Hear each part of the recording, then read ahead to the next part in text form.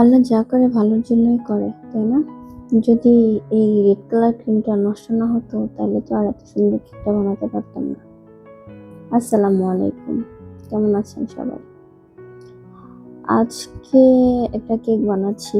এটা হচ্ছে আমার ননদের সাতসা। তো ও আমার থেকে অর্ডার করেছিল 1.5 পাউন্ডের একটা কেক, চকলেট ফ্লেভারে। তো ও কেকটা বানাচ্ছিলাম। কেকটা আমারই একটা ডিজাইন রিক্রিয়েট করার কথা ছিল, কিন্তু দুর্ভাগ্যবশত বলবো না, সৌভাগ্যবশত যে ক্রিমটাতে আমি কালার মিক্স করেছিলাম ওই ক্রিমটা বারবার গলে যাচ্ছিল, কিছুতেই ক্রিমটা স্টিফ হচ্ছিল না।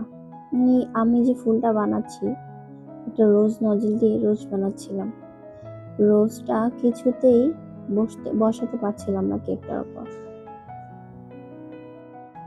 তো এভাবে রাতের বেলা ট্রাই করতেছিলাম, হচ্ছিল না। এত ট্রাই করছিলাম, হচ্ছিল না। তো আমি রেখে দিয়েছিলাম ফ্রিজে ডিপে, যাতে করে হয় ফুলটা সকালবেলা উঠে। তো ওর অনুষ্ঠানটা ছিল বিকেলে, বিকেলে না সন্ধ্যা বললেই চলে। তো আমি ভাবছি সকালবেলা করে ফেলবো। তো সকালবেলা উঠে দেখি ক্রিমটা পুরো বরফ হয়ে গেছে। ডিপে রাখছিলাম ক্রিমটা। তো এখন আমি কি করব, ক্রিমটা আবার নামিয়ে কিছুক্ষণ নর্মাল টেম্পারেচারে রেখেছি।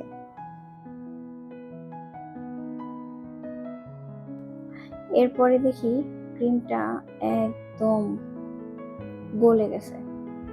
তো এখন আমি কি করব, আমার তো এখন আর কোনো অপশন নাই, কারণ ও বলেছিল ওই ডিজাইনটাই করতে। তো এখন আমি লিটারেলি কান্না করে দিচ্ছিলাম। তো এই মুহূর্তে আমার মাথায় আসলো যে আমি একটু আমার ননদকে একটা কল দিই, ওকে জিজ্ঞেস করি যে আমি কেকটাকে অন্য ডিজাইন করলে হবে। তো তখন ও আমাকে একটা ডিজাইন দিল, পরে একটু ক্রিম ছিল, ওই ক্রিমটা দিয়ে আমি ওই ডিজাইনটা করলাম।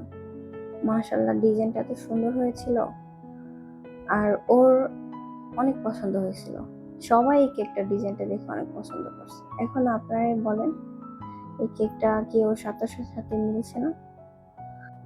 আমার তো মনে হচ্ছে এটাই বেটার, ওর সাতসার অনুষ্ঠানের জন্য এই কেকটাই বেস্ট। তো ভালো থাকবেন সবাই। আর এটাই সত্য কথা, আল্লাহ যা করে ভালোর জন্য করে। আল্লাহ হাফেজ।